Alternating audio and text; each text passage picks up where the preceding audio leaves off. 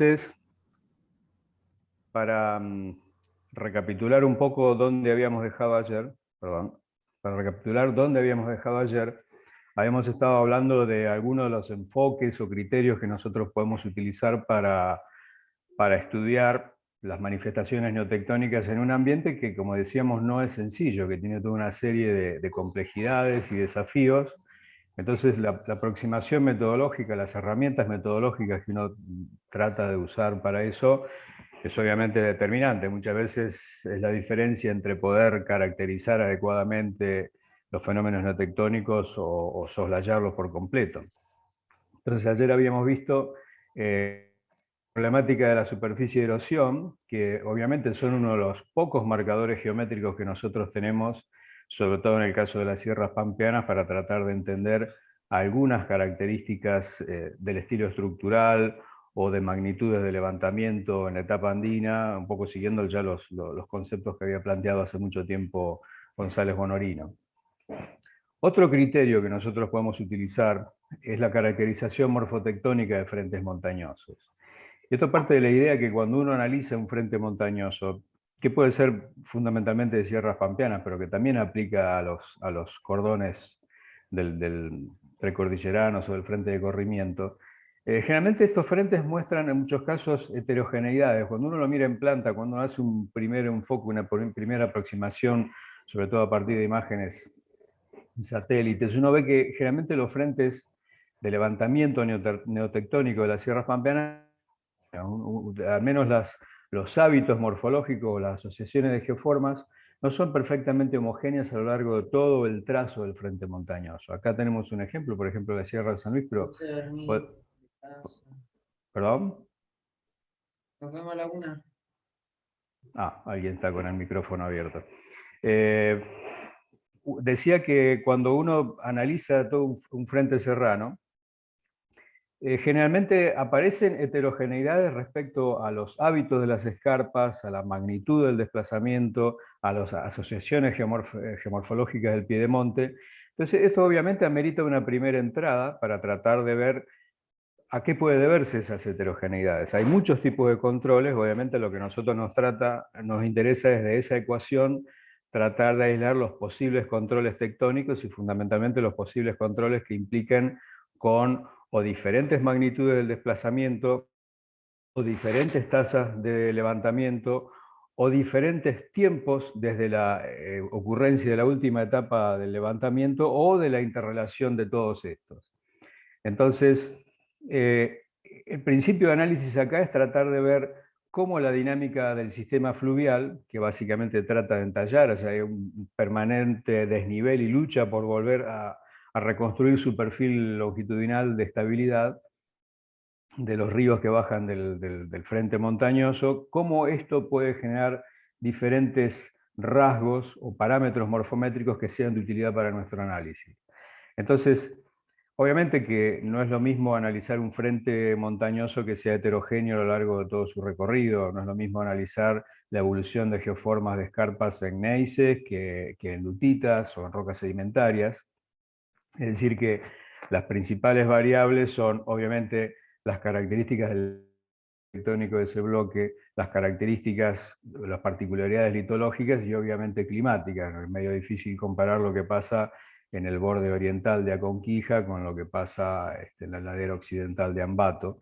Pero si tenemos un frente montañoso cuya longitud básicamente funcionan los mismos tipos de procesos exogenéticos, y si tenemos una configuración litológica relativamente homogénea, gneisses, granitos, migmatitas, entonces uno puede suponer que los diferentes hábitos podrían estar eventualmente en función de la variable tectónica, de la variable de la componente de levantamiento de ese frente neotectónico.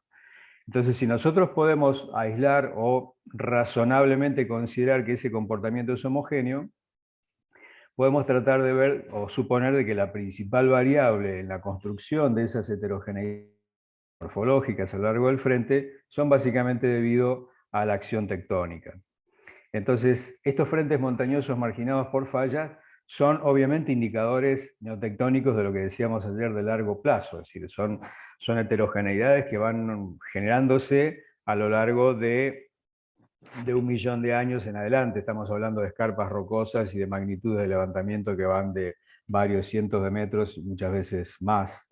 Entonces, el enfoque es tratar de hacer una división del frente en función de sectores que yo considero morfométricamente homogéneos, y tratar, obviamente, de aislar sectores en donde esas heterogeneidades puedan sugerir que, debido a los desajustes recientes o a las adaptaciones recientes del sistema fluvial, puede ser indicativo de sectores de actividad reciente, o al menos puede ameritar de más detalle y con otras técnicas más específicas.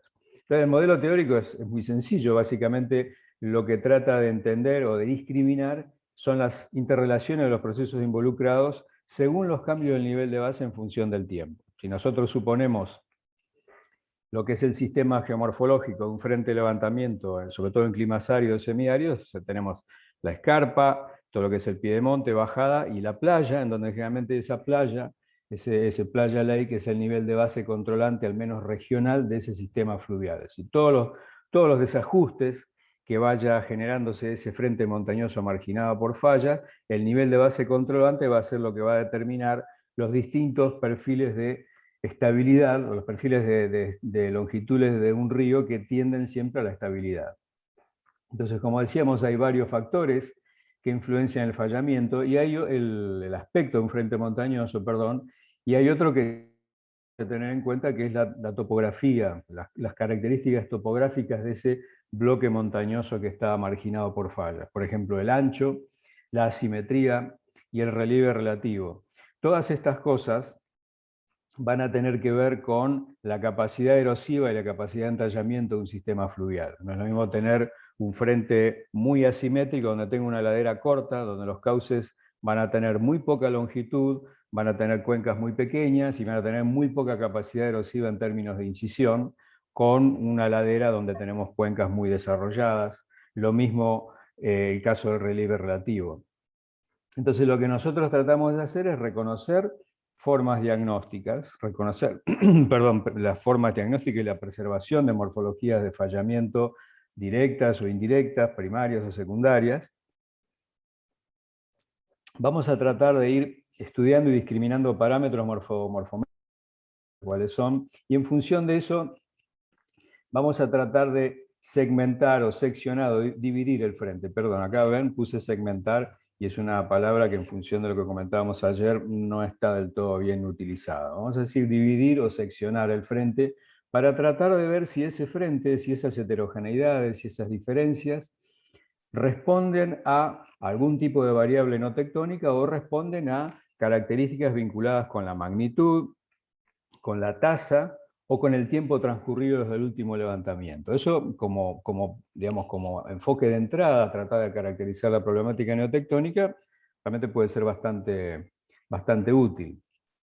Entonces, este es el concepto primario, este es el corazón del modelo de análisis, que fue ya, digamos, propuesto por Bull, McFadden, colegas que trabajaron sobre todo en el Basin and Range, y también en tema de fallas de California, de San Andrés, y que después están bastante sintetizados en este libro de Bull, The Tectonic Geomorphology, que al menos hasta hace unos años andaba dando vuelta por internet. Entonces, como ven ustedes acá, lo que este modelo supone es que cuando yo tengo una tasa de levantamiento muy vigorosa, o sea, cuando el diferencial de levantamiento es mayor que el entallamiento de canales de un cauce más los procesos de degradación pedemontana, ¿qué va a pasar acá? Acá voy a tener un perfil longitudinal en permanente desajuste. Entonces, básicamente voy a tener abanicos aluviales que se apilan, porque prácticamente ni bien termina de depositar esto, el frente sigue levantando. Entonces, esta es la otra gran diferencia que tenemos que ver acá, es que nuevamente aparece un perfil, o sea, aparece un perfil con fallas normales y con una gran cantidad de volumen de depósitos inmediatamente al pie de sierra o adyacente a la falla que margina el frente. Vamos a ver que este no es nuestro caso, Pero bueno, sigamos un poco con el modelo. Cuando tenemos una tasa de levantamiento que ya no es tan importante o que está, digamos, que puede ser, que le da tiempo al perfil a empezar a ajustar su perfil arriba, a empezar a ajustar su perfil longitudinal, entonces lo que vamos a tener es entallamiento de canales, o sea, abanicos aluviales entallados, y vamos a tener los ápices de los abanicos aluviales que remontan sierra arriba. Esto significa que cuando yo tengo una falla que tiene una actividad muy importante, voy a tener un frente con una sinuosidad muy baja. Pero a medida que empieza el channel downcutting, el entallamiento de canales, y los ápices empiezan a remontar, voy a tener un frente con una sinuosidad mayor, un frente sestoneado, con engolfamientos, al menos en la zona de abanicos o de cuencas principales. Y la etapa extrema, también subyacente a un concepto davisiano de la evolución de un frente montañoso, es cuando básicamente tengo los procesos de degradación pedemontana, básicamente fenómenos de pedimentación, que son mucho mayores que el levantamiento que posiblemente cesó o que tiene una tasa que es muchísimo menor que los procesos de degradación pedemontana, y que el entallamiento de canales, porque esto significa que el cauce ya alcanzó su perfil de estabilidad, pero básicamente distribuye, genera erosión laminar típica de la formación de un pedimento o glacis, y entonces vamos a tener un frente montañoso que no coincide con la posición de la falla original y que puede generar formas relícticas como Inselbergs, etcétera, etcétera. Estos serían los dos estadios extremos y uno intermedio, con el cual uno puede tratar de entender o de analizar dónde está parado en un frente montañoso. Es decir, el análisis es qué está predominando acá.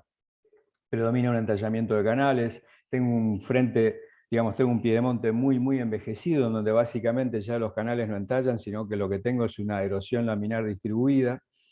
Este es el principio más básico y sencillo. Vamos a ver que las modernas teorías y que nosotros podemos, de geomorfología dinámica, y que nosotros realmente podemos ilustrar muy bien en las sierras pampeanas, contradicen un poco este modelo clásico en donde yo tenía la evolución ininterrumpida de juventud, madurez, senilidad, y donde si yo le daba la posibilidad a un frente montañoso, una bajada, que predominaran todos los procesos de degradación, ahí estábamos diciendo perfectamente que el cauce estaba en equilibrio. Vamos a ver que eso no es así, al menos no funciona así para el caso de Sierras Pampeanas, pero quedémonos con lo más sencillo por el momento. Entonces, para empezar a introducir las complejidades que a nosotros sí nos interesan, estos principios, como les comentaba, fueron desarrollados para los bloques montañosos de los Basin and Range, que son básicamente bloques montañosos bastante simétricos y marginados por fallas normales. O sea, lo que llaman en Estados Unidos de low hanging fruit, es la fruta más fácil de arrancar, ¿no es cierto? Lo que está colgando más abajo. ¿Por qué? Y porque las fallas normales dan morfologías muy diagnósticas de fallamiento, sobre todo en escarpas rocosas que tienen evoluciones prolongadas, y porque la simetría permite establecer comparaciones entre los dos costados de los frentes montañosos. El caso de las sierras, nuevamente nos toca la parte más difícil, primero porque no tenemos morfologías primarias o directas asociadas al fallamiento por las razones que ya explicamos. En la mayoría de los casos tenemos bloques con marcada asimetría. En algunos de los casos no tenemos este frente de levantamiento, como por ejemplo la sierra de Piedepalo o la sierra de Chepes. Esto no lo vemos. Y también, como decíamos, en algunos casos puede haber controles litológicos o climáticos por distintas litologías, fundamentalmente por distintas litologías. Nuevamente mostramos la diferencia entre lo que sería un frente montañoso típico de estos libros de texto, con facetas triangulares muy bonitas, organizadas, un gran abanico aluvial acá, que básicamente va acumulando y apilando diferentes camadas de abanicos aluviales, mientras que en el caso de las fallas inversas, facetas triangulares no vamos a desarrollar, ya vamos a hablar y vamos a ver después que lo que nosotros tenemos al pie no es un gran espesor como acá, sino que generalmente tenemos una capa delgada de cuaternario y que los depocentros están ubicados frente afuera, controlados fundamentalmente por football plays que no son morfogénicos. Esto es un concepto muy interesante. Todos me escuchan hasta ahí, ¿no? ¿Vamos bien? Sí, sí. Sí, se escucha Sí. bien. Bien. Entonces, Carlos, esto... Gustavo. ¿Sí? Sí, Gustavo. No, solo un comentario. Decime. Aprovechando que lo que explicaste al principio, desde el punto de vista del relleno y análisis de una cuenca, ¿no? Que es más mi tema, perdón, pero Claro. cuando vos tenés alto rechazo, digamos, y los conos se van acumulando ahí en el pie de la falla, es lo que nosotros llamamos agradación, ¿no? Cuando vemos la columna litológica, es como que el abanico va agradando y se va superponiendo Sí, siempre en el mismo lugar, ¿no? sí. Entonces Ujú. encontramos un apilamiento de abanicos. Cuando es al revés, como vos dijiste, las hendiduras entran hacia la sierra, hacia el alto, Lo que también los estaría abanicos señalando progradan, acá. o sea, se van para la cuenca, ¿no? O Sí, claro. sea, Tener los abanicos telescópicos, digamos. Ujú. entonces el relleno ya sería progradante, ¿no? Es simplemente Sí, meter ese tema cuando uno analiza el relleno, ¿no? Y su claro, conjunto. claro. Perdón, era No, eso. no, está bien lo que vos decís, porque justamente iba a comentar después que acá tendríamos un caso de lo que vos decís, Gustavo, ¿no es cierto? O sea, tenías primero un ápice acá y después tenemos un abanico, digamos que va más hacia la cuenca, progradante o Correcto. telescópico. Ujú. Y hay dos formas de analizar eso. Una puede ser que eso estaría indicándote que lo que está predominando es el channel down cutting, ¿no es cierto? Entonces el río ajusta su perfil longitudinal y distribuye más adelante. Pero vamos a ver que en neotectónica eso puede, en el caso de Pampeana y también en el caso de los bloques precordilleranos, sobre todo en precordillera austral, vamos a ver que eso también puede ser debido a que en realidad la actividad de la falla ya no está acá, sino que está acá. Entonces, el hanging wall tuyo ya no es este, sino que pasó a ser este. O sea, esto empezó a ser integrado dentro del hanging wall y la interpretación del abanico en ese caso, porque ojo, nosotros vemos la superficie, ¿no es cierto? No tenemos la sísmica, asumiendo que no tenemos la sísmica de eso, entonces Sí, vamos a sí. ver que esto puede ser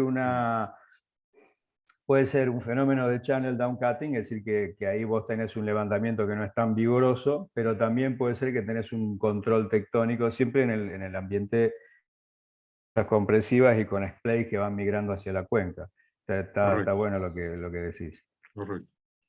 Bien. Estos son algunos de los índices o parámetros morfométricos que uno puede utilizar, ¿no? Es decir, uno de los más conocidos es el índice de sinuosidad, asumiendo, como decía Bull, que si yo tengo un frente que levanta muy rápido, voy a tener un frente montañoso muy sinuoso, porque esta acción del channel downcutting va a tener todavía muy poca chance de generar engolfamiento. Entonces, en el caso de fallas normales, yo puedo hacer un índice de sinuosidad del frente, hasta puedo hacer un índice de sinuosidad de facetas triangulares. Vamos a ver cuál es el problema de este índice en el caso de fallas inversas. Este parámetro sí me parece interesante, porque es un parámetro que relaciona, se llama el índice BF y relaciona la altura digamos, la interfluvio del valle versus el ancho del valle. Esto sí me parece, no es dependiente de la geometría del frente montañoso. Acá lo que básicamente nos está diciendo es, o lo que nos está sugiriendo es cuál es la capacidad de esa cuenca de evacuar sus depósitos. Si tengo un valle, digamos, con una V muy empinada, un fondo muy angosto, lo que me está diciendo ahí es que esa pendiente digamos, toda la capacidad de transporte del río erosiona todo lo que le llega arriba de las laderas. Si yo tengo valles con fondo plano ya dentro del frente montañoso, eso me está diciendo que ese cauce ya tiene dificultades para evacuar los depósitos, que los están tallando, pero si no los está evacuando, o sea, si ese fondo tiene digamos, un ancho que cada vez es más significativo y cada vez menores las alturas de los interfluvios, eso me está indicando que es un río, es un cauce que tiene un perfil de estabilidad mayor y eso puede estar dándome algún tipo de dato, por supuesto, respecto a heterogeneidades en cuanto a las características del levantamiento. Hay muchos tipos de índices, ustedes seguramente los conocen, el índice de gradiente de cauce, etcétera, etcétera. Mi comentario es que, obviamente, últimamente con la gran cantidad de herramientas informáticas que hay para sacar este tipo de información, se han generado montañas de datos con este tipo, con este tipo de índices. Y yo muchas veces veo trabajos que sacan conclusiones en función de estos índices. Yo creo que está bueno eso, utilizarlos como, a veces como características diagnósticas, pero primero, antes que ver que si tengo un cambio en el índice de gradiente, antes que ver que si la sinuosidad cambió de un segmento a otro, primero hay que entender cómo funciona el frente y después hay que ver cómo encajan ahí esos índices y no al revés. O sea, hay que tener cuidado que estos índices dan muchos datos, pero esos datos no necesariamente es una información, digamos, diagnóstica respecto a separar clases de actividad. Así que está bueno utilizarlos, hay, digamos, con el River Tools y con, digamos, con todos los GIS que tienen estas capacidades, es muy fácil generar esta clase de información y muchísima información. Pero siempre hay que tener en claro el modelo conceptual de dónde va a ir ubicada esta información para por ahí no sacar interpretaciones que no tengan una raíz apropiada en el modelo conceptual. Entonces, este es lo que Bull llamaría un típico frente de clase de actividad tectónica 1. Fíjense, son frentes rectilíneos, es el típico frente del Valle de la Muerte, ¿no es cierto? Tenemos una zona subsidente en donde las rocas son fundamentalmente graubacas, ese tipo de litologías, en donde esto es lo que nosotros llamamos valle en copa de vino, ¿no? Es un outlet muy, muy pequeño, con una cuenca así elíptica, y a veces tiene una forma, también se le llama valle en reloj de arena, porque acá tenemos el abanico, y en donde, digamos, la angostadura es el outlet. El outlet es muy pequeño, ¿por qué? Porque el valle es así, es un cauce que evacúa rápidamente todo lo que le llega, y fíjense que los abanicos prácticamente tienen una morfología muy, muy, muy clara y prácticamente no están disectados. Acá tenemos, este es el mismo caso tomado de la foto terrestre, y acá tenemos también un frente con mucha sinuosidad, pero en donde tenemos algo del channel down cutting que se ve acá, o sea, estos abanicos ya están entallados, sería más el caso que mencionaba Gustavo. Ahora, lo que nosotros tenemos que plantearnos es si importamos este modelo a la ciudad, ¿qué vamos a ver realmente? Primero, un llamado de atención o digamos una alerta es en el sentido a qué vamos a hablar o cuando nosotros decimos facetas triangulares en el caso de las sierras pampeanas. Facetas triangulares es un término demasiado usado en la literatura geomorfológica y si no somos cuidadosos también podemos llegar a meter la pata o podemos llegar a introducir descripciones que no son precisas. Faceta triangular puede ser un criterio descriptivo o un criterio genético, ¿no? Una faceta triangular puede ser un rasgo fisiográfico que dice que tiene la base ancha y el tope agudo, y es un rasgo que puede resultar tanto de una escarpa de falla como de erosión digamos, por truncación de terraza, es decir, puede ser cualquier cosa. Eso es un rasgo descriptivo. Pero los textos geomorfológicos siempre dicen que usualmente de un plano de falla que está en la base de un frente montañoso, un bloque levantado.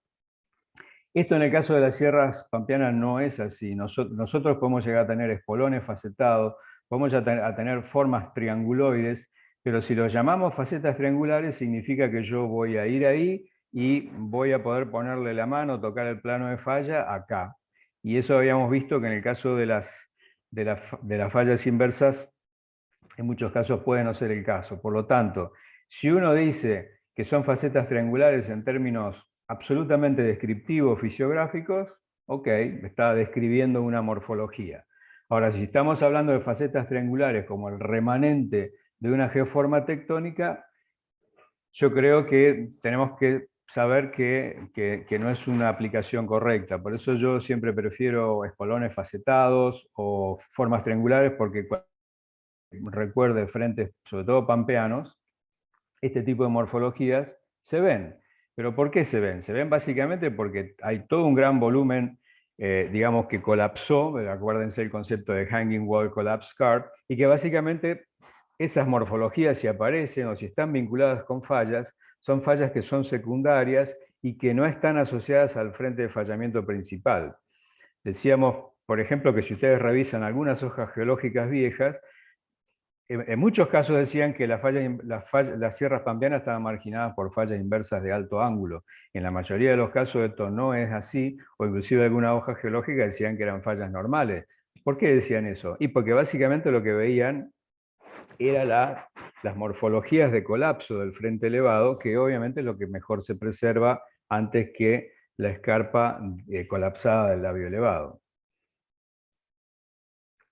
Este es otra vez la falla Wasatch, que veíamos ayer en el concepto de segmentación de fallas. Esto es el frente de la falla Wasatch, que obviamente es de libro, por algo está en la mayoría de los libros de geomorfología, de geología física. Esto es al sur de Salt Lake City. Este es un lugar que se llama Spanish Fork, que es digamos, el paraíso de las facetas triangulares. Facetas triangulares, es decir, todo esto son espolones facetados, pero si uno va acá, encuentra realmente el plano de la falla principal. Obviamente, como comentábamos ayer, acá hay otro tipo de escarpas que no sé si se alcanzan a ver en la foto, pero esos son los remanentes, los shorelines del antiguo Lake Bonneville que ya hablaba Gilbert y Davis. Pero estas son facetas triangulares, inclusive uno puede reconocer en algunos casos hasta 6 generaciones de facetas triangulares, si tomamos esta como la mayor, facetas triangulares encajadas dentro de otras facetas triangulares. Obviamente este es el paraíso para el análisis de frentes montañosos marginados por falla, pero no es nuestro caso.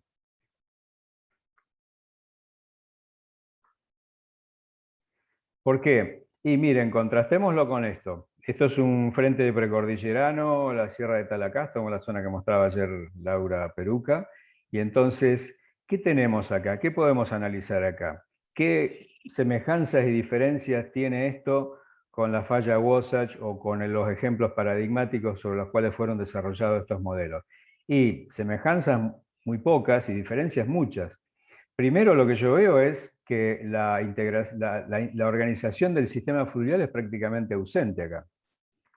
Estamos en la pendiente de erosión de una lámina de corrimiento, porque, digamos todos los estratos paleozoicos se inclinan hacia el oeste, que es hacia el noroeste.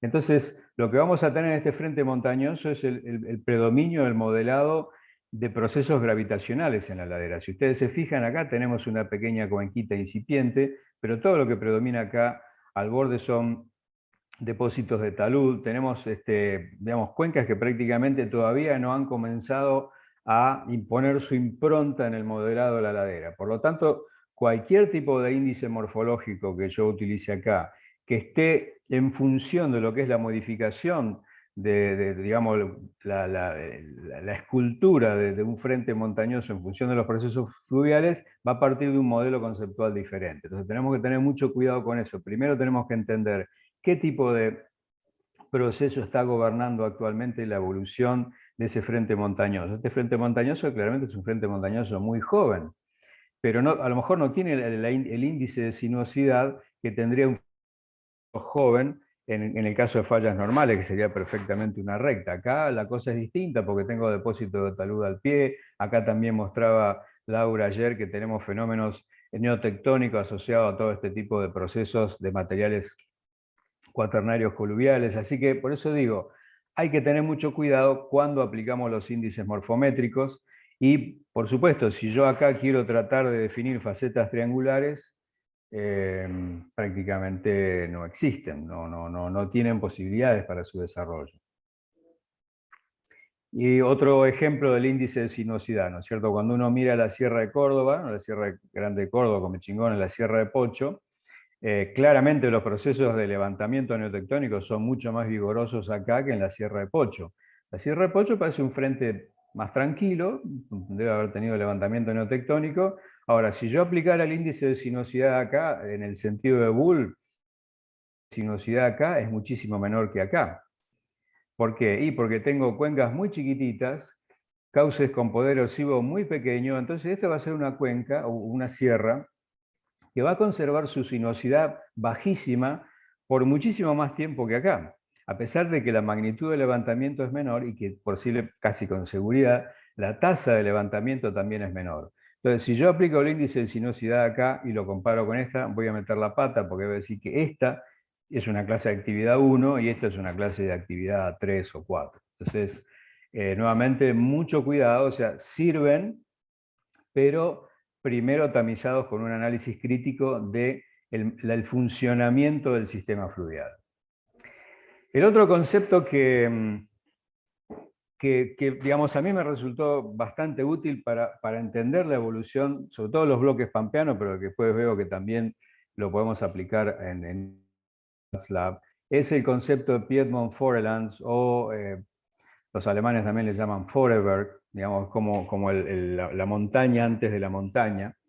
Y básicamente fue bastante, digamos, a mí me iluminó bastante, porque la pregunta que yo me hacía cuando recorría los frentes pampeanos, muchos de los frentes pampeanos, yo decía, ¿dónde fue a parar todo el volumen de cuaternario que salió de acá? Si esto es digamos, una escarpa, es un frente de fallamiento inverso, cuando yo quiero balancear masas, hay todo un volumen acá que no está acá. Ustedes miren la mayoría de los frentes pampeanos y ven que tiene una escasa cubierta cuaternaria de terrazas, que generalmente sobreyace a basamento o sobreyace digamos, a rocas sedimentarias, pero generalmente este volumen es muy poco. Entonces, después me empecé a dar cuenta que en realidad el depocentro cuaternario no está acá, sino que está acá. O sea que tenemos fallas con actividad cuaternarias, pero sutilmente morfogénicas. Estas fallas generan muy poco relieve, un relieve embrionario, pero que hace que, digamos, desafíe el modelo tradicional de que yo tengo el bloque de fallamiento, un gran relleno acá, y que después se va adelgazando hacia el Playa Lake. Y esto es muy importante, digamos, tiene connotaciones, sobre todo desde el punto de vista hidrogeológico, importantísimas, porque de alguna manera es lo que controla digamos, la potencia de los sedimentos cuaternarios, que es donde están los acuíferos más importantes, o prácticamente exclusivamente ahí. Y además tiene otro concepto muy importante, y es el siguiente. Durante varias décadas, en varios lugares de las sierras pampeanas, con González Díaz, porque él, digamos, es un acérrimo defensor de las ideas de Davis y decía, no, este frente montañoso, digamos, esta peneplain es la misma que esta. Entonces, esto es un pedimento, pero el problema, yo digo, bueno, pero un pedimento que se está formando acá, cuando esto se está levantando, realmente un pedimento, un glacis, siempre fue considerado, o es considerado en la teoría geomorfológica clásica, como una morfología, una asociación de geofórmula resultante de un periodo de estabilidad tectónica. Si yo le doy tiempo al río para que ajuste su perfil longitudinal, y en vez de erosión localizada voy a obtener esa erosión tipo limpia parabrisa, y eso es lo que va a generar una superficie de planación o un pediplane. Pero no es el caso de los frentes pampeanos, al menos durante digamos, la tectónica andina, o al menos durante el Mioceno, Plioceno, para acá. De que estas dos fallas están jugando dinámicamente, y mientras esto sube, esto también está bajando, o hay un equilibrio dinámico, entonces yo puedo entender que acá haya una rampa de transporte, como dice la clásica teoría del pedimento, que mientras esto está bajando, acá estoy aportando, entonces tengo una rampa de transporte que hace pasar sedimentos, digamos, que no incrementan su volumen y que pasan por encima de una superficie que ya pudo haber estado aplanada desde antes. Entonces, esto es algo que existe, y hay trabajos que inclusive matemáticamente los describen en otros ambientes, digamos, para otro tipo de problemas morfológicos. Algunos aspectos de este sentido lo pueden encontrar en el libro de Burbank y Anderson, que creo que yo se los puse ahí en el primer tema de todos, en el tema 2A. Carlos, ¿te puedo hacer una consulta acá? Claro, Gustavo.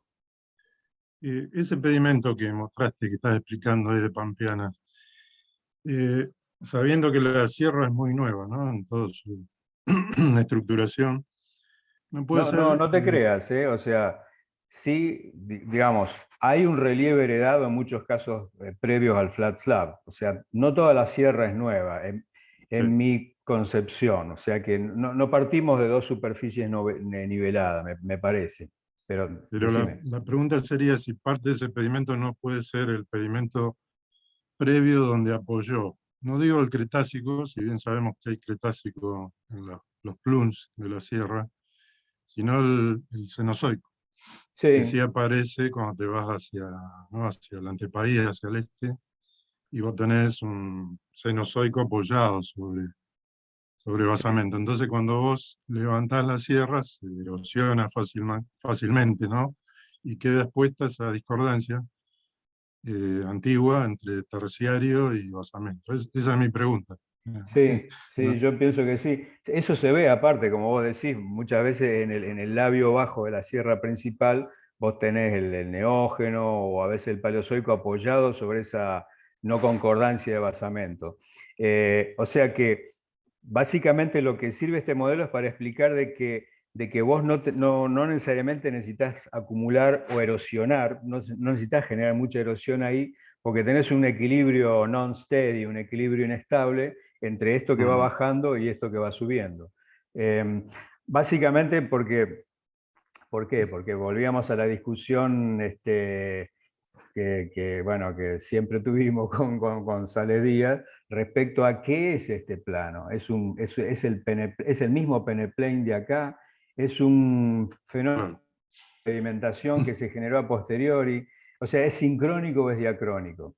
Y la otra pregunta que uno decía es, ¿y cómo hago yo para tener, a ver, imagínense que acá yo levanto, en algunos casos, varios, digamos, 1000 metros o inclusive más, ¿no? Ustedes comparen, qué sé yo, piensen en Ambato, piensen en mismo la Sierra de Córdoba, tenemos el Champaquí acá a casi 3000 metros y esto está a 900.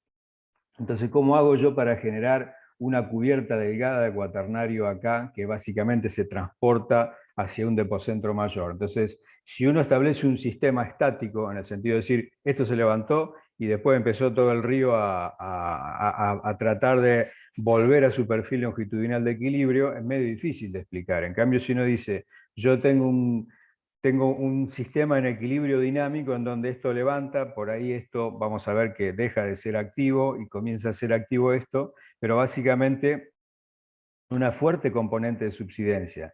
Entonces tenemos que esto baja y que tenemos toda una rampa de transporte acá en donde no necesito acumular demasiado, ni tampoco necesito modificar el carácter genético de esta superficie de planación. Puede haber sido un pedimento o inclusive los mismos cobertura cenozoica también sale bastante indemne de todo lo que sería estar al lado de un frente montañoso con un relieve relativo de 1000 metros o más, o 2000 metros, una cosa así, ¿no?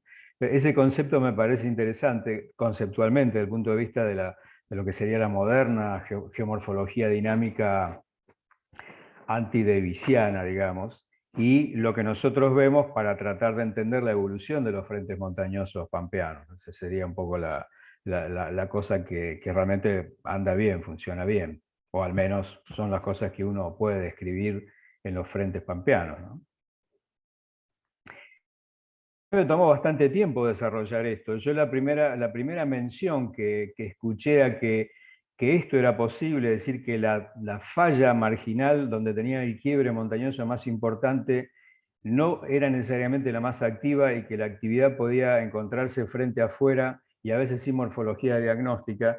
Mis primeras noticias fueron de un japonés que lo había descrito para unas montañas en Japón y también retomó un modelo que los yanquis habían dejado y que fue lo que había pasado con el terremoto de San Fernando en 1971 en California.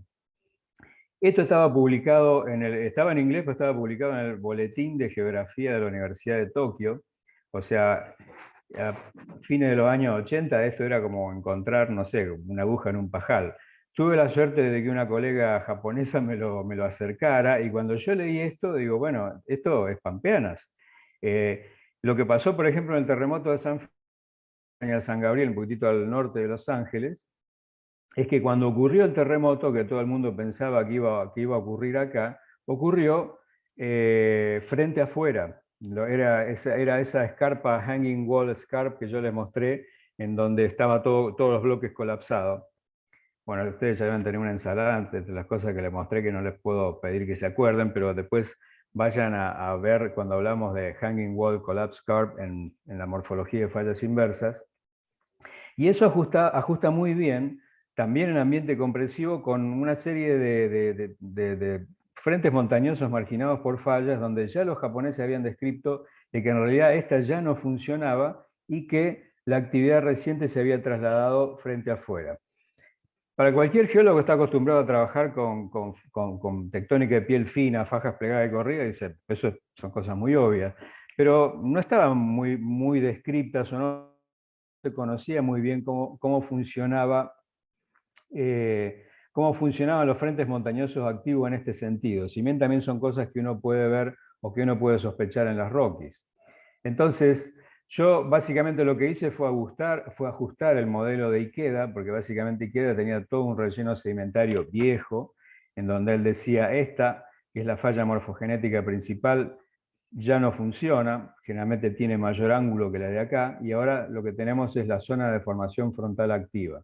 En Pampeanas, nosotros por lo general vemos lo mismo, pero por lo general tenemos representado el antiguo labio bajo y actual labio alto de la deformación activa por un basamento que generalmente puede ser de la misma composición que esta y que puede tener un plano de erosión acá que puede ser sincrónico o diacrónico con esta superficie de erosión.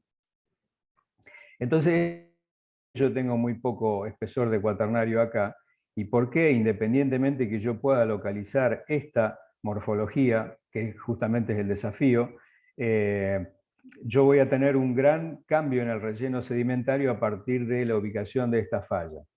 Y la otra cuestión conceptual muy importante es que desde el punto de vista de estrategias de pesquisa, desde el punto de vista de estrategias de búsqueda, yo debería independizarme de tratar de buscar básicamente la forma más obvia, la forma más espectacular, la mejor preservada de fallamiento, ya sea formas primarias o secundarias, y debería tratar de utilizar un concepto más areal, tratar de utilizar, decir, bueno, a ver, ¿cuáles son las asociaciones de geoformas en el piedemonte que me pueden estar indicando que esto es así?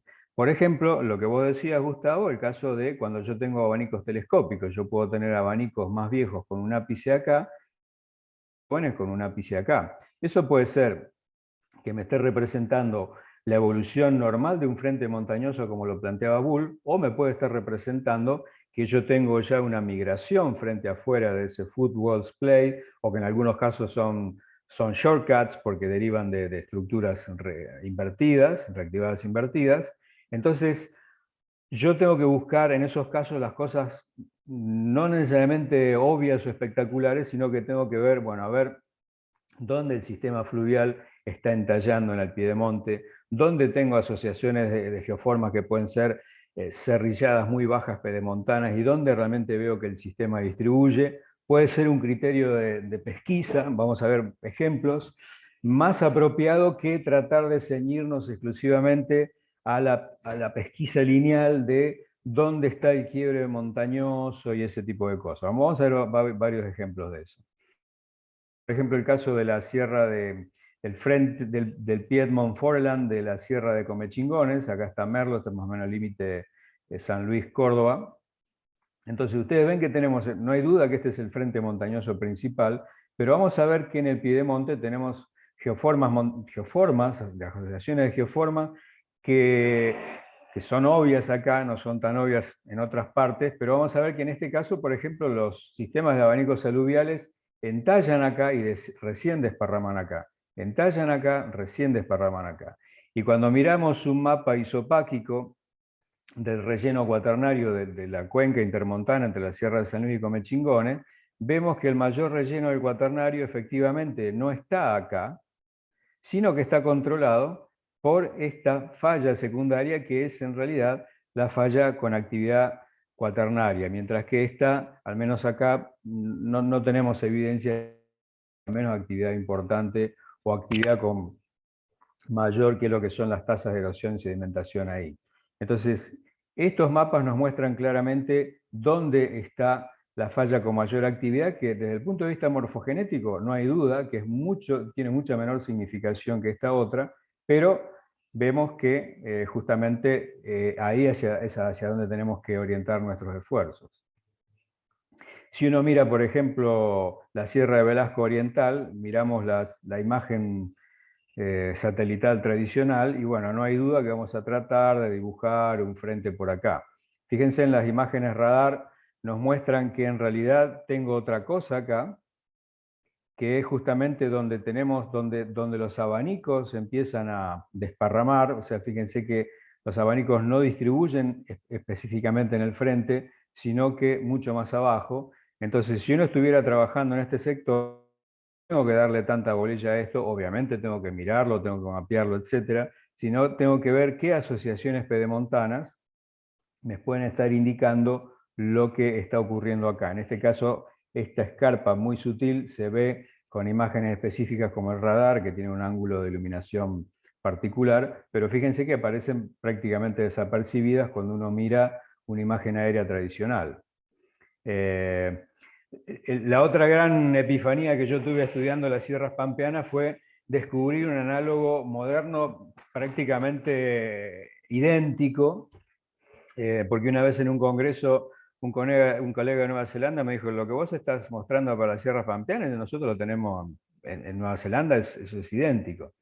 Entonces, y realmente es así. Cuando uno va es un ambiente tectónico que no tiene nada que ver, o sea, esto es un ambiente tectónico, es el Christchurch, en la isla sur de Nueva Zelanda, está asociado a todo lo que es la compresión vinculada al trazo de la falla alpina de Nueva Zelanda, que es un límite de interplaca, o sea, nada que ver, pero tenemos compresión en un ambiente cortical que genera digamos, como un antepaís fragmentado con bloques marginados por fallas inversas. Y si ustedes miran este frente montañoso, tranquilamente podrían decir que es una sierra pampeana tipo Córdoba, porque tenemos una superficie de erosión muy marcada en la cima. Tenemos frentes montañosos en donde no hay morfologías diagnósticas de fallamiento, fachada triangular, etc.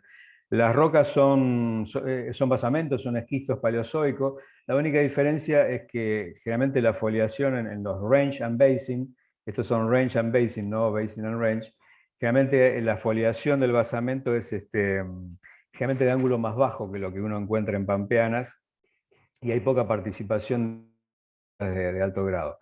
Pero fíjense en ustedes que en uno de los tantos frentes, en Nevis Range, son sierras más chiquitas en tamaño que las sierras pampeanas, y un poquitito y más bajas en altitud, pero hay procesos morfotectónicos muy parecidos. Fíjense que acá yo tengo terrazas aluviales arqueadas, porque tengo la falla más activa, está dando vuelta por acá, y eso genera cauces subsecuentes al pie de la escarpa, cauces abandonados, y todo un despiplume de adaptaciones del drenaje. ¿Por qué? Porque básicamente tengo la falla, esta ya dejó de ser la falla principal, y ahora la falla inversa la tengo acá, y lo puedo ver también en una vista de campo, en donde todo esto que tenemos acá son las terrazas aluviales ascendidas y disectadas por las nuevas condiciones de equilibrio del perfil longitudinal del cauce. Y la otra gran novedad fue, por ejemplo, en los frentes frentes montañosos marginados por fallas en Mongolia, que también nada que ver entre comillas con las sierras pampeanas, porque son frentes montañosos que están vinculados a transcurrencia, vinculada a la extrusión tectónica de la colisión de los Himalayas, a varios miles de kilómetros del frente de levantamiento de los Himalayas. Y esta es una de las sierras de Ibogot, que yo les mostré un ejemplo anteriormente. Acá ocurrió un terremoto en el 57 que rompió, cuando la falla es transcurrente, rompía bien al borde de la sierra. Y fíjense que acá inclusive podemos tener espolones facetados o facetas triangulares, porque la falla transcurrente es vertical, e inclusive no hay duda de que la falla es transcurrente, porque fíjense en estos montículos que tenemos acá, es lo que en la morfotectónica transcurrente lomos de obturación, es decir, por traslación lateral de la topografía, acá tengo un pedazo de montaña que está obturando estas cuencas. Entonces acá claramente el drenaje va a generar difluencias, va a generar esos patrones en rastrillo, porque tiene que salir de la trampa que le impone que cada terremoto se le esté corriendo digamos, esa morfología. Pero también el levantamiento de este frente montañoso presenta una partición de la deformación espectacular, y entonces en algunos segmentos de la ruptura del terremoto, digamos, la ruptura no tenía rasgos transcurrentes, sino compresivos. Y cuando era compresivo, esa ruptura se apartaba del frente montañoso principal y generaban lo que primero yo lo conocía ya como los Forebergs, que inclusive descriptos la primera vez por poco después del terremoto, y que después otros colegas lo conceptualizaron de esta manera. Entonces, cuando uno mira esto, digo, pero esto es un frente que se parece mucho a Pampeanas, y en donde también teníamos la componente compresiva resuelta en una migración de la actividad de la falla principal hacia el piedemonte. Entonces acá ustedes ven que tenemos toda una adaptación del sistema fluvial, en donde el sistema fluvial tiene que seguir entallando acá y recién puede desparramar al pie. El nivel de base en este caso estaría acá, y el nivel de base de esta sierra acá está de donde yo saqué la foto, básicamente. Obviamente que esta no es una escarpa simple, la escarpa simple puede ser esta, o sea, la escarpa que fue debida a la ruptura de 1957. Cuando nosotros miramos las escarpas acá vemos que yo tengo un desplazamiento acumulado mayor, por lo tanto tengo que suponer que ahí esa escarpa, ese relieve es la consecuencia de de N sismos que fueron digamos, superponiéndose en ese sentido. ¿Quieren que hagamos un pequeño intervalo acá para no abusar de la confianza como ayer? Todavía tenemos para avanzar en este tema, pero no sé qué tan cansados están o si aguantan unos 10, 15 minutos más. Díganme ustedes. Pero yo puedo seguir, pero tampoco Carlos, quiero... un comentario solamente de Velasco. No sé si podés volver a la foto de Sí. Velasco. ¿Ahí? Es. No sé si viste la sísmica. Ahí hay sísmica hecha por YPF, ya hace varios años, eh, de todo lo que es el Bajo. Está publicada, después lo voy a Sí, buscar el el trabajo. trabajo de Fisher y Jordan, sí, sí vi algunos. Claro, Sí. lo primero fue el de Jordan, después se hizo un trabajo un poquito más moderno, pero sobre la misma base. Cuando estábamos en YPF, bueno, lo publicó en ese momento pasante de la empresa. Pero no, simplemente mencionar que lo que vos estás viendo ahí en superficie y tiene relación con la consulta que te hice recién de Córdoba, ¿no? De las sierras. En la sísmica se ve una estructuración muy plana con fallamiento en el subsuelo que afecta, bueno, bloques de basamento, afecta al terciario, con fallas inversas del mismo tipo, por supuesto mucho menos rechazo. Y, y vuelvo a ese tema, ¿no? Se ve bien la superficie, la paraconcordancia, Sí. digamos, entre el Cenozoico y el basamento. En algunos lados hay un poquito de paganzo, aparece paganzo, pero fundamentalmente es terciario, prácticamente terciario.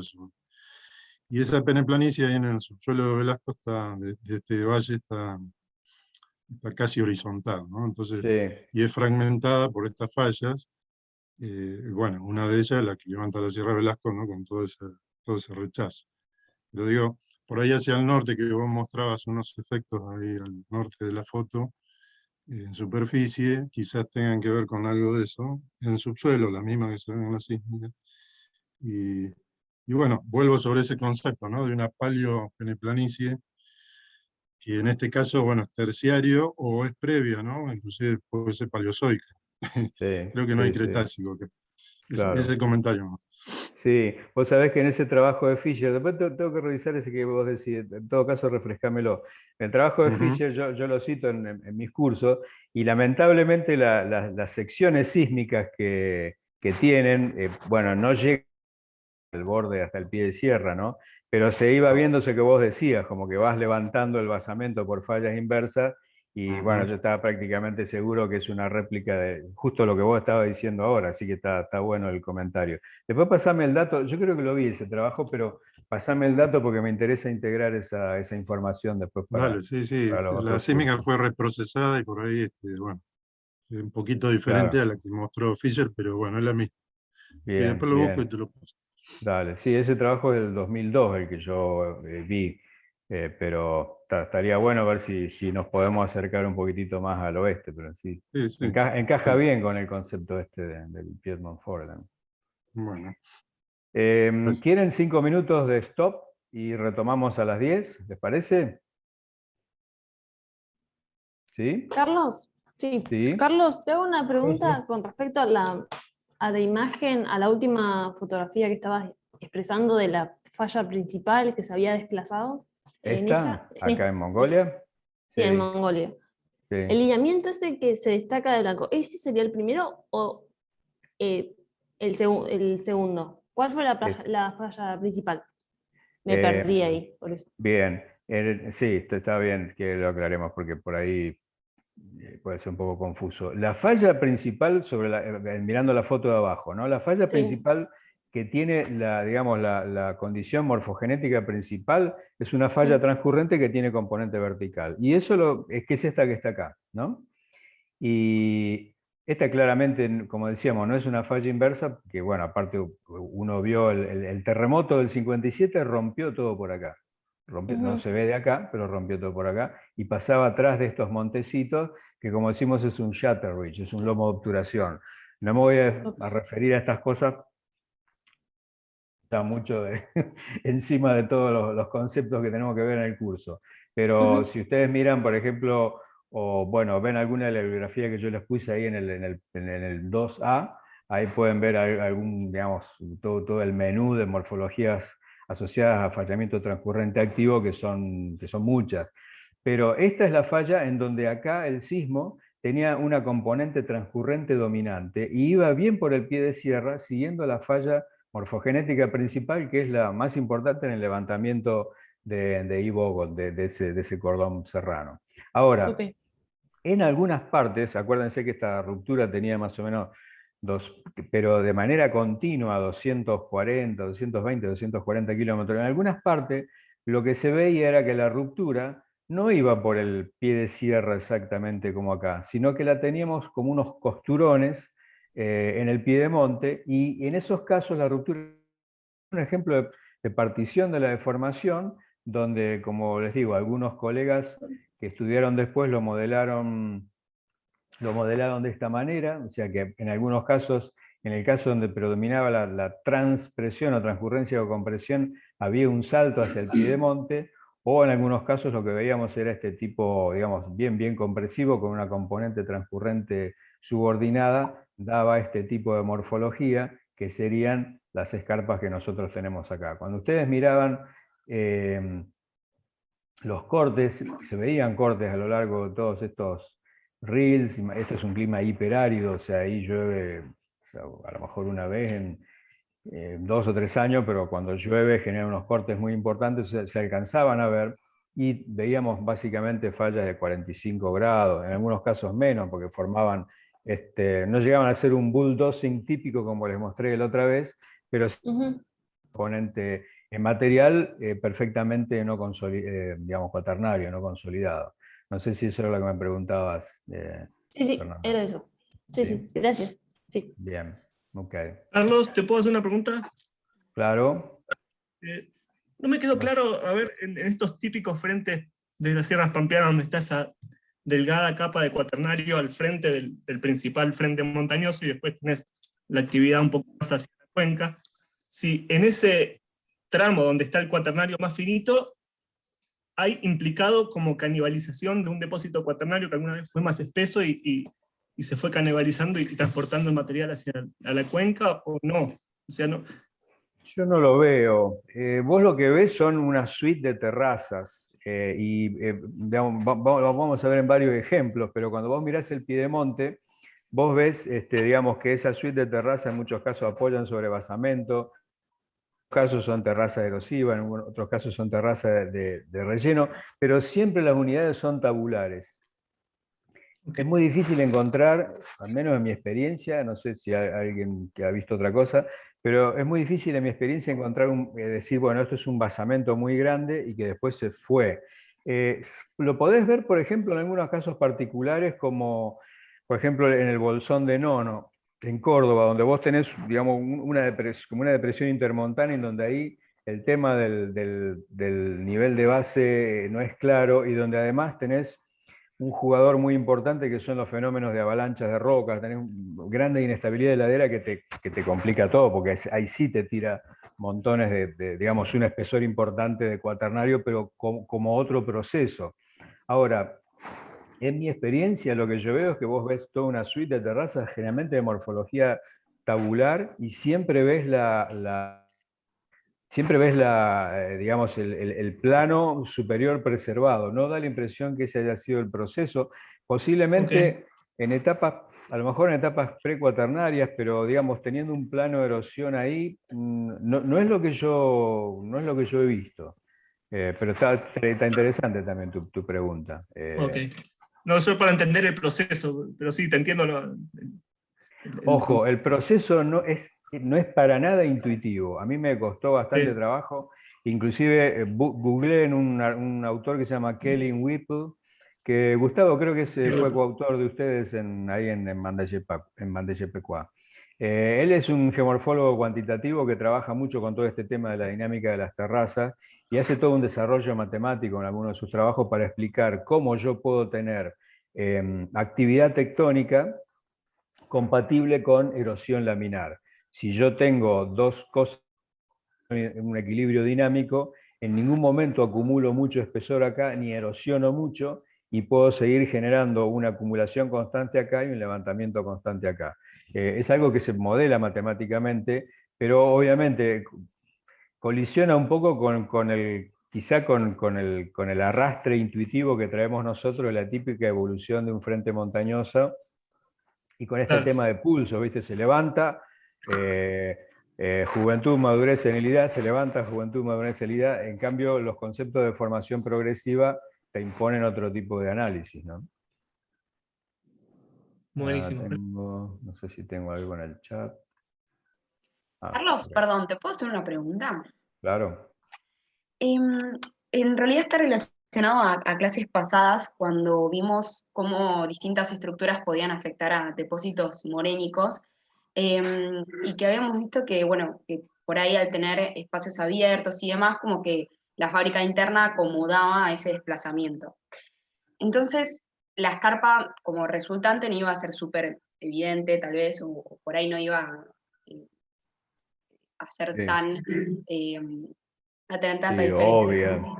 Claro. Entonces, una de las preguntas que tenía era, si yo saco la tasa de acortamiento usando a esa escarpa como marcador de la deformación, y lo modelo por Traigier, entonces, como que al no estar teniendo en cuenta que ese tipo de fábrica como que hace que no sea tan evidente la morfología, no estaría como tal vez subestimando a esa tasa de acortamiento que yo saqué.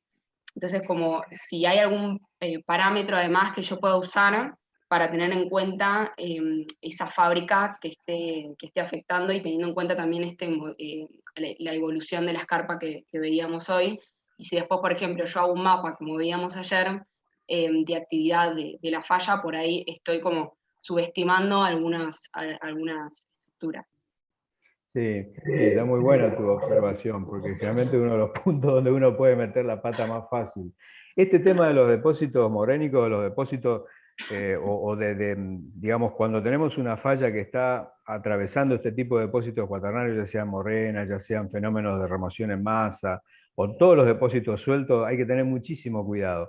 Por ejemplo, la falla de Boconó en Venezuela, que yo les mostraba, es una de las fallas más veloces que tenemos en Sudamérica, digamos, varía entre 4 y 11 milímetros por año. Cuando ustedes ven la falla de Boconó atravesando una morrena, prácticamente no pueden ver el trazo, no ven la falla. Y supuestamente, si ustedes se paran de un lado y otro de la falla de Boconó, ustedes están con un pie en una placa diferente. Sin embargo, no lo ven, ¿por qué? Porque esa acomodación, esa deformación se va acomodando mediante rotación de clastos, mediante relleno de fábrica, o sea, prácticamente no encuentran evidencia de cizalla, es muy difícil verlo. Y el caso que vos decías, Victoria, es el ejemplo que decíamos de la falla de la Cordillera Blanca, donde también, Claro. digamos, en vez de tener una zona bien definida, tenemos una zona distribuida. Lo que uno hace ahí, o lo que uno debería hacer ahí, es escaparle a la zona de escarpa, o sea, cuando uno modela escarpas, uno modela con las actitudes o las pendientes del far field, o sea, del campo lejano. Yo tengo que tratar de, si quiero modelar por traichero, o quiero balancear, o quiero retrodeformar, lo que sea, tengo que irme a lo que son las actitudes de las pendientes que no estén afectadas por nada de lo que pasa en la escarpa. Cuando yo tomo eso, la actitud del plano de falla y tomo la posición del tip o lo que pueda haber, ahí sí puedo decir que estoy más encaminado porque me corrí o me fui de todo lo que es la perturbación totalmente anárquica que uno ve en esas fábricas sueltas. Eso es básicamente mi consejo. Es decir, cuando uno trata de hacer eso hay que tener muchísimo cuidado, porque además, ojo, también si nos vamos al detalle, nosotros podemos utilizar criterios de balanceo en trincheras, podemos utilizar criterio de balanceo de líneas, criterio de balanceo de áreas, pero también hay que tener en cuenta que en fábricas que no están perfectamente consolidadas, hay un cambio de volumen, sobre todo cuando yo tengo compresión o cuando tengo extensión, hay un cambio de volumen que algunos colegas dicen que puede ser importante, otros colegas dicen que no tanto, depende de los casos, pero eso también hay que tener en cuenta que puede introducir una leve distorsión. Pero sí, ese sería el consejo. Lo voy a volver loco al pobre Daniel que está parando la grabación y siguiendo.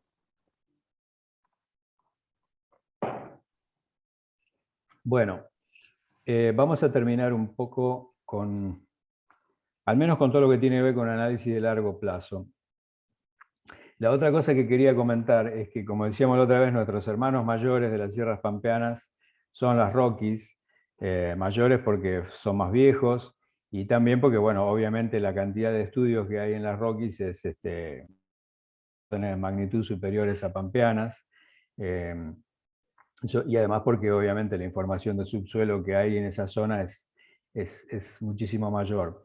Pero si bien no funcionan desde el punto de vista neotectónico, pero hay muchas cosas que nosotros podemos aprender mirando los frentes de fallamiento de las Rockies y tratando de establecer análogos con las pampeanas. Esto ya inclusive hay un trabajo de Jordan y Mendinger del 86 que hace un correlato entre todo esto. Y a mí también, yo aprendí muchísimo de las Rockies, sobre todo mirando los frentes montañosos, y fundamentalmente con dos colegas que están acá, Chris Schmidt y Eric Erslev.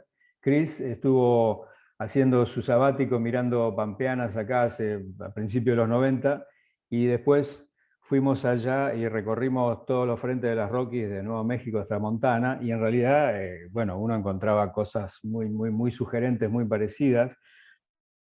Fue el momento en que Eric Erslev había desarrollado el concepto de tri-shear, y básicamente su principal motivación para desarrollar tri-shear, si bien se aplicó después, o fundamentalmente se aplica al modelado de fajas plegadas de corrida, de piel fina, pero el gran problema que tenían los geólogos de las Rockies en ese momento era entender qué pasaba acá en el frente, cómo se deformaba el basamento en este frente de levantamiento. Fíjense que en esta sección sísmica esto es basamento, y este basamento está plegado. Esto se supone que es una superficie de erosión que uno asume cuando modela superficie de erosión que eran perfectamente planares, perfectamente planas. Pero eso está deformado, y después otro colega, George Davis, lo describió también en la Sierra de Walfin. Pero esto era Está bien, yo puedo entender cómo se acomoda la cubierta sedimentaria. Este es un típico frente de las Rockies en Rattlesnake, en Wyoming, en donde esto es cubierta sedimentaria, mesozoica, y esto es basamento. Todo esto que tenemos acá es un basamento que acompaña la deformación. Entonces, cómo ese basamento de formación esencialmente frágil se acomodaba a eso, era un tema que en las Rockies tuvo muchos años de controversia, de disputa. Primero arrancó con modelos estrictamente verticales y después con modelos compresivos, pero ustedes ven que siempre todo esto iba terminando en algo que cuando Chris Schmidt, que está acá, estamos viendo acá un típico frente donde tenemos la cubierta, esta cubierta periquinal que falta en la gran mayoría de pampeanas, y esto que teníamos acá ya era un basamento, en donde ustedes ven que esta cubierta sedimentaria contorneaba la superficie de erosión plegada del basamento. Entonces, Chris hablaba de un wedge tapper y Eric Gerslev hablaba de cizalla triangular, y bueno, viendo cuál era alguno de los frentes de sierras pampeanas, de las Rockies, sobre todo en el Front Range, uno vio realmente, y digamos, uno entendía que ahí yo veía, por ejemplo, que yo arrancaba en los frentes de levantamiento de pampeanas con ángulos más bien altos en las fallas que estaban cerca del frente, y cuando ya tenía basamentos sobre neógeno o neógeno sobre cuaternario, tenía un ángulo menor describiendo ese famoso triángulo que después modeló cinemáticamente Eric. Entonces, estos eran los distintos modelos que ellos trataban de entender, incluyendo lo que era la actitud de la foliación de las rocas metamórficas, pero fíjense que siempre terminaban aún utilizando planos King, utilizando, digamos, las ideas de Sappi, siempre terminaban en estos modelos triangulares. Y esto, por ejemplo, recuerdo que me lo mostró por primera vez Erslev en su oficina. A mí me pareció medio estrambótico esta geometría así tipo palangana, pero bueno, eran modelos balanceables de bloques, algo que nosotros obviamente tenemos que empezar a trabajar más en pampeana, o sea, nosotros estamos trabajando en la parte epidérmica, pero en muchos casos comprender el balanceo de bloques de basamento es primordial para entender los estilos de desplazamiento. Eric también balanceaba en ese momento utilizando el concepto de eje de rotación, ustedes ven acá, y esto, si ustedes lo miran así, encaja perfectamente con el segundo modelo de González Bonorino, o sea, de las estructuras asimétricas, y después lo que él hablaba del ascenso vertical, de un corrimiento principal y un retrocorrimiento.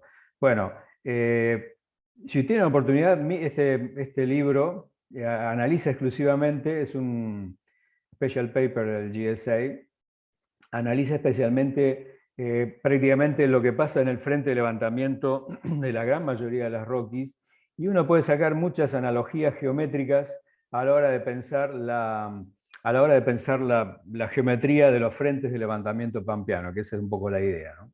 La otra cosa que también me sirvió, si bien nuevamente nada que ver el ambiente tectónico, pero es entender, ver, digamos, estas son sísmicas de reflexión somera, digamos, todo un lujo, fíjense, acá estos son 500 metros. ¿Y qué me llamó la atención de esto? Me llamó la atención frentes de corrimiento no emergentes, o sea que forman tipo wedge thrusting, o sea, forman un acuñamiento, en donde el frente de fallamiento que está expuesto es un frente de fallamiento donde no hay fallas y donde el cuaternario está en principio muy tranquilo. Y eso me hizo pensar en varios frentes pampeanos, por ejemplo, Ulapes, Chepes y algunos otros, ya vamos a mencionar el caso de Piedepalo, en donde uno puede pensar que a lo mejor lo que estamos viendo es el emergente de una geometría que genera rampas o flatten ramps o termina con ángulos tipo wedge o que todavía tiene un tip propagante y en donde no alcanzó a generar mucha perturbación en las geoformas pedemontanas. Es simplemente una idea, lo tiro como para que a veces uno trate de pensar que a lo mejor uno piensa que está todo tranquilo, todo que no se mueve, todo en orden, y puede llegar a tener alguna cosa de este tipo, para lo cual uno debería ver alguna sugerencia en las asociaciones de geoformas acá, que deberían tener una pequeña, digamos, un levantamiento, una pequeña sugerencia de levantamientos que ya no estaría presente acá. básicamente para tenerlo en cuenta. Y eso respecto a los Broken Forelands. Respecto a los análogos neotectónicos del frente orogénico, sobre todo el frente orogénico de precordillera austral, porque el frente orogénico en precordillera oriental es bastante particular. Lo más parecido que yo he visto son los bordes del plató del Tíbet, no, vuelvo a repetir, no en cuanto a ambiente tectónico, pero sí en cuanto a estilos de deformación. O sea, todo lo que es el Tien Shan, el Tarim Basin, el Kilian Shan y el Longmen Shan, uno encuentra todo este tipo de migraciones de corrientes hacia la cuenca. Por ejemplo, el terremoto de Sichuan en el 2008 dio pautas muy buenas, porque inclusive permitió entender, también en base a la sismología, que la falla más moderna ya no estaba acá. Este sería el frente del plató del Tíbet, sino que las fallas están empezando a perturbar todas las asociaciones geomorfológicas pedemontanas ya en la cuenca de Sichuan. Entonces, si tienen que mirar cosas parecidas al frente orogénico, yo les recomiendo que vayan a mirar o que busquen las geometrías que describen los colegas que han trabajado, sobre todo en estos tres ambientes, porque además morfoclimáticamente son muy parecidos. No tanto el Longmen Shan, pero el Kilian Shan y Tien Shan en China y Kazajstán son ambientes áridos, hiperáridos, que dan morfologías muy parecidas a estructuras de crecimiento pedemontanas. Bueno, y en cuanto al análisis neotectónico de corto plazo, y voy a hacer un pantallazo muy breve acá, muy rápido, es simplemente la idea es darles un poco los fundamentos metodológicos para entender algunos ejemplos, pero obviamente tratar esto en detalle nos excede, son más bien parte de otros cursos más específicos.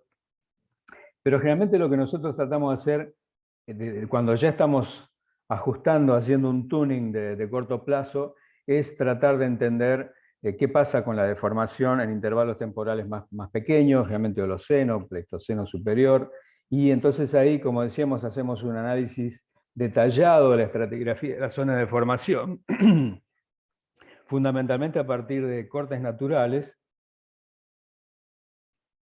pero idealmente a partir de trincheras, porque las trincheras uno la ubica en sectores que previamente seleccionó por su potencialidad para el estudio paleosismológico. Entonces, la paleosismología es básicamente el objetivo es identificar la preservación en el registro cuaternario de evidencias de rupturas superficiales asociadas a sismos, esencialmente prehistóricos, o corroborar o estudiar las características de las rupturas históricas, ¿no? Viendo a ver qué pasa eso en la deformación estratigráfica. Obviamente que esto es importante para entender los parámetros sismogénicos como magnitud, recurrencia, número de eventos en intervalos n de tiempo, pero fundamentalmente para extender el intervalo temporal, el insuficiente intervalo temporal que provee el catálogo sísmico para entender cómo funcionan las fallas en el tiempo, sobre todo aquellas fallas con tasas de movimiento que no son altas y que recurren cada miles de años. Entonces, obviamente, la ventana temporal es insuficiente para entender la película de esa falla que recurre cada miles de años. Simplemente quiero desarrollar un concepto que es el concepto de cuña coluvial, porque van a ver que en la charla de Tom Rockwell va a hacer referencia a esto, referido al estudio de la falla de la Laja y Rinconada. El concepto de la cuña coluvial básicamente lo que dice es que cuando yo tengo el desarrollo de una falla normal, pero también falla inversa, inmediatamente, y sobre todo en materiales no consolidados, inmediatamente después del sismo, durante el sismo, ocurre un colapso de ese material gravitacional, ese talud de detritos que cae, que generalmente tiene cuña cuneiforme, que es lo que nosotros denominamos cuña coluvial, y que es central en la interpretación paleosismológica porque eso me permite identificar un evento y discretizar un evento. Si yo puedo datar ese depósito mediante o algunas otras técnicas, a lo mejor en algunos casos pueden andar isótopos cosmogénicos, entonces yo puedo prácticamente ponerle el dedo a la fecha de cumpleaños del sismo, al año o con el más menos en que ocurrió el sismo. Entonces es un depósito cosísmico, es un depósito fundamental para identificar ya sea eventos diferentes. Acá, por ejemplo, tenemos la recurrencia digamos, el apilamiento de varias cuñas. Acá tenemos, por ejemplo, un evento, una cuña, entonces se desarrolla una pendiente coluvial, una pendiente de lavado, se desarrolla un paleosuelo, que esto lo vamos a ver también en las trincheras de la Laja. Ese paleosuelo significa que hubo unas condiciones de estabilidad en un tiempo mínimo como para que se desarrolle un paleosuelo, si no, no se desarrolla un suelo, ¿verdad? Ese paleosuelo fue sepultado nuevamente, otro movimiento, otra cuña coluvial. Entonces, esto podemos comer lo que querramos, pero es el objetivo fundamental para tratar de individualizar eventos prehistóricos, eventos sísmicos prehistóricos en el registro geológico. Digamos, un tratado muy, muy extenso, para mí el mejor de lejos en este tipo de cosas es el libro de McAlpin, de paleosismología, que también anda dando vuelta en forma pirata por la web, no se lo digan a él, pero vale la pena que lo vean, porque está muy bien, excelentemente tratado todos estos temas. Por eso tampoco voy a abundar mucho en detalles. Pero básicamente el principio de interpretación es el mismo principio que uno utiliza en un perfil geológico tradicional. Es decir, lo que uno trata de hacer es, una vez que identificó lo que nosotros llamamos horizontes de eventos, es decir, cómo era la topografía cuando ocurrió un evento, eso es un horizonte de evento. Después se levanta, hay una cuña coluvial, una generación coluvial, otro tipo de depósitos.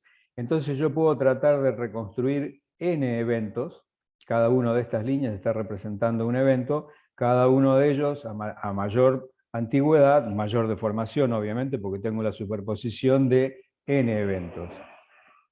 Entonces lo que yo trato de hacer es lo que se llama un wireframe, o sea, como un diagrama de estas de cables, en donde yo después trataré de retrodeformar cada una de estas líneas y poder reconstruir o desilvanar, desandar la deformación e ir viendo inclusive la magnitud del desplazamiento en cada uno de esos efectos. Como digo, podemos ahondar mucho sobre esto, pero no nos daría el tiempo. Entonces, ¿cómo los estudiamos? Básicamente, cuando es posible, obviamente, excavando trincheras en los sectores en donde uno piensa que el registro estratigráfico puede ser. Si uno está tratando de buscar la edad del último movimiento, trataré de ubicar algún sector en donde yo vea que los depósitos asociados a la falla son los más jóvenes posibles. Si trato de reconstruir una historia lo más completa de la deformación de esos depósitos, trataré de buscar algún sector en donde yo vea que la preservación de los registros cuaternarios es la mejor posible, o lo ideal es hacer trincheras a lo largo de distintos planos de la falla para tratar de reconstruir distintas historias sedimentarias. La logística de las trincheras, bueno, obviamente cuando yo quiero ir más abajo tengo que apelar a bermas, estas son trincheras con bermas. La logística de las trincheras a veces puede ser complicada, a veces uno pasa más tiempo desagotándola, sobre todo en climas húmedos, y preservándola que trabajar.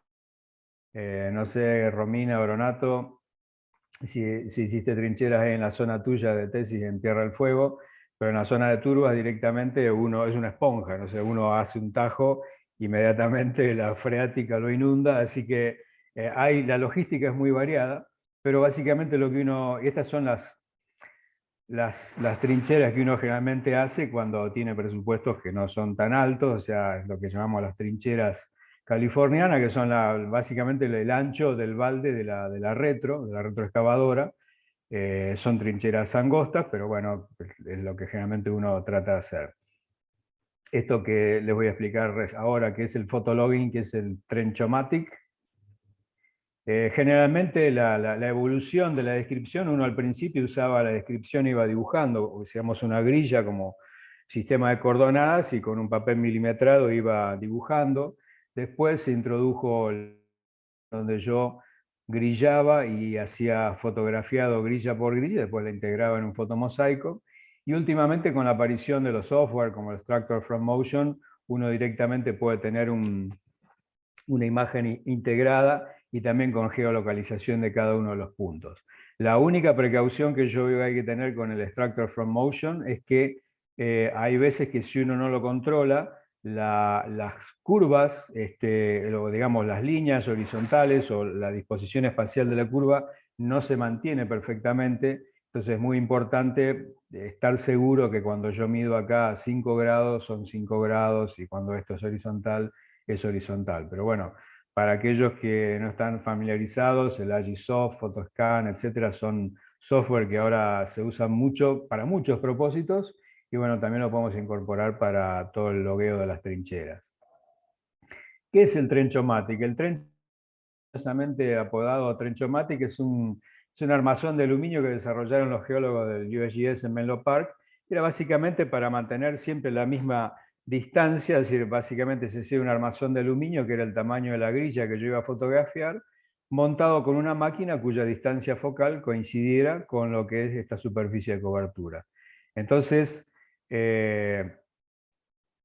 lo que yo hago es hacer grillado, digamos, limpio la pared, la voy grillando, en este caso eran grillas de 1 metro por 1 metro, pero en este caso son de 50 por 50, en donde yo en cada uno de esos lugares le saco una foto, saco foto y hago un fotomosaico.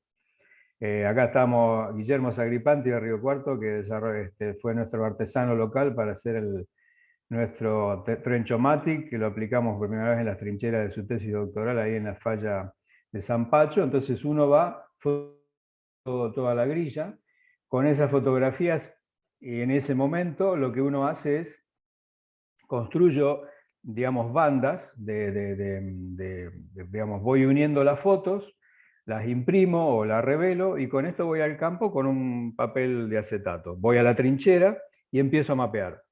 La ventaja de esto es que la ventaja respecto digamos, al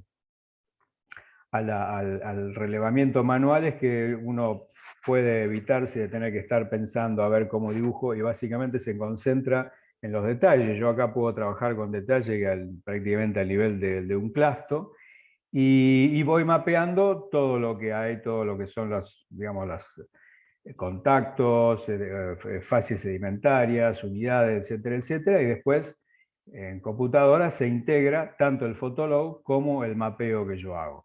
El mapeo de trinchera es un ejercicio interesantísimo porque fuerza la observación al máximo. Al principio, cuando uno hace una trinchera, prácticamente ve una sola cosa, uno dice, le pifié a la falla. Después, a medida que la va limpiando con ahora quería mostrar, esta sería la piqueta paleosismológica, es un scraper, es un raspador, en realidad es una herramienta de jardinería japonesa, que los colegas japoneses la adaptaron y todo el mundo la copió.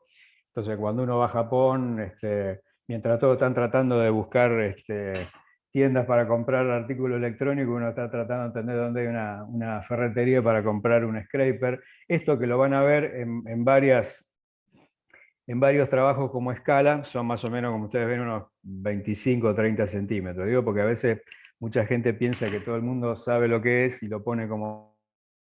y no es tan famoso como una piqueta.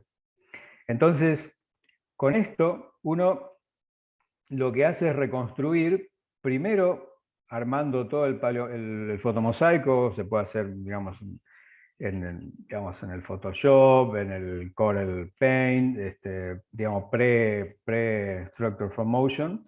Entonces lo que se hace es un registro fotográfico objetivo, y lo que se hace después es, al mismo tiempo o paralelo, o se muestra en conjunto lo que es el logging, la interpretación que uno ha hecho. Entonces uno le da al lector la posibilidad de entender cómo son las cosas en realidad y cuál es la interpretación que uno ha hecho. Para que ustedes tengan idea del trabajo, esto es una grilla, esta es una foto, esto tomó, digamos, unas 2 semanas, a ver, sí, un poco más de 2 semanas de trabajo en el campo, y después otro tanto más montaje, con lo cual es un trabajo de paciencia, de mucha observación, y bueno, llega momentos que uno ya directamente quiere darse la cabeza contra el monitor, pero realmente es un ejercicio muy bueno porque uno adquiere una familiaridad y un dominio tan grande de las cosas, además de las dudas que quedan, que realmente digamos, es un muy buen criterio descriptivo. Entonces, para resumir lo que habíamos hablado, para terminar con la parte de métodos, distinguimos indicadores de largo plazo, que básicamente tienen que ver con las morfologías en Bedrock, con todo aquello que tomó el cuaternario un poquito más para lo que es la evolución neotectónica. Ojo entonces con los frentes montañosos, porque primero, antes de entusiasmarnos con sacar muchos datos respecto a los parámetros, primero tenemos que entender el contexto tectónico y los factores que están controlando el modelado de ese frente para después meter correctamente esos valores en el modelo. El otro concepto interesante a la hora de analizar frentes montañosos es el concepto de los Piedmont Forelands y de tratar de entender que la localización de la zona de la deformación activa no necesariamente está representada por morfologías bonitas o diagnósticas, sino que muchas veces está representada por cambios en los hábitos de las asociaciones geomorfológicas pedemontanas. Y por último, un vuelo de pájaro que hicimos muy rápido sobre cómo trabajamos en los indicadores de corto plazo, cómo acometemos los estudios paleosismológicos, muy breve obviamente. Hay bibliografía, como les dije, sobre esto, pero me interesaba hacerles un pequeño avance porque lo vamos a necesitar para la charla de Tom Rockwell y para entender qué es lo que estamos tratando de hacer en la reconstrucción del registro sismológico en precordillera oriental. Hasta aquí entonces este tema. No sé si tienen dudas. Acá sí podemos hacer un break. No sé si tienen preguntas, a ver que hay algo en el chat.